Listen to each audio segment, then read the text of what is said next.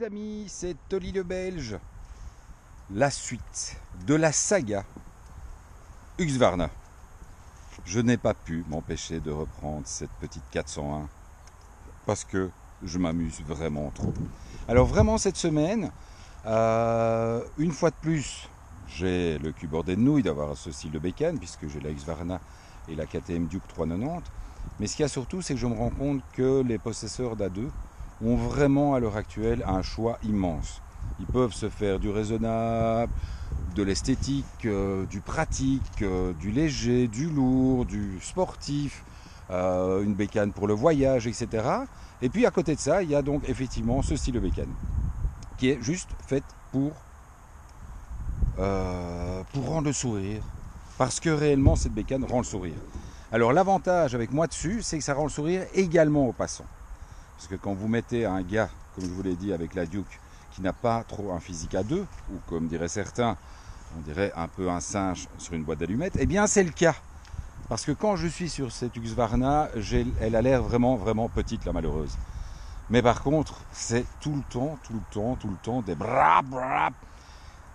Justement, en parlant des brap, les deux bécanes sont équipées de sorties Accra.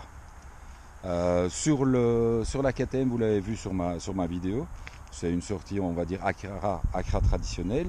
Et celle-ci, par contre, comme on le voit, c'est une sortie, à mon avis, qui était développée, entre autres, pour la Svartpilen.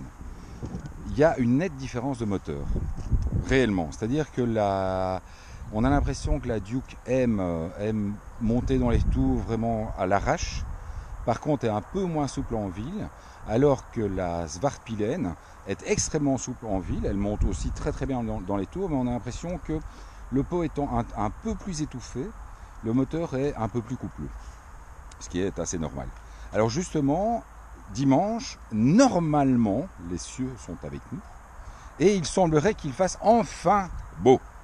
Donc, ce que je vais faire, on va partir avec le Seb. Et je connais une petite route sympatoche dans le nord de la France, qui est une route de course de côte. Et je me suis dit que j'allais peut-être faire une petite montée avec chacune des deux pour voir si cette impression se confirme. Parce que justement, c'est une route où il y a vraiment des virages vraiment très lents, où on a besoin du couple, et il y a de longues lignes droites où il y a moyen de prendre de la vitesse. Et comme ce sont des bécanes quand même qui malgré tout risquent de me permettre de garder mon permis, je me suis dit que c'était l'occasion d'aller rouler avec L2. Donc j'espère pouvoir vous annoncer pour dimanche soir, 20h, 2 vidéos avec la Husqvarna Svartpilen et la Duke 390. Voilà, alors pour le fun, bon, je pensais qu'on allait avoir un peu plus de monde aujourd'hui au Lion de Waterloo. Il y en a un peu moins que je ne pensais. Je sais pas, je crois que les gens ils attendent qu'il fasse 60 degrés pour sortir. On va juste passer devant une petite terrasse pour voir si les gens sourient. Je pense que ça va être le cas. Hop, on ramène ça. Plouc. On en profite pour regarder ce superbe tableau de bord. Qui donc à la grande différence de la 701, le tableau de bord peut servir de table ou pour déposer un verre d'apéro ou un truc comme ça. Il est très penché, donc c'est pas super lisible. Alors déjà qu'il n'est pas énorme, mais en plus comme ça, vous avez intérêt à toujours bien vérifier que vous avez éteint vos clignots. Donc pour le plaisir, sympa hein. Alors, rayon de braquage, une catastrophe.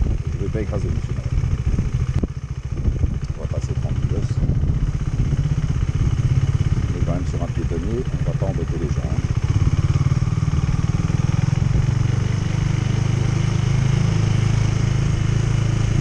Ah ouais, une terrasse de cycliste, ça risque d'être plus distrait.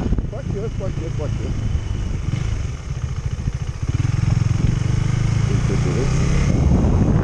Allez, on se retrouve dimanche les gars. Ciao.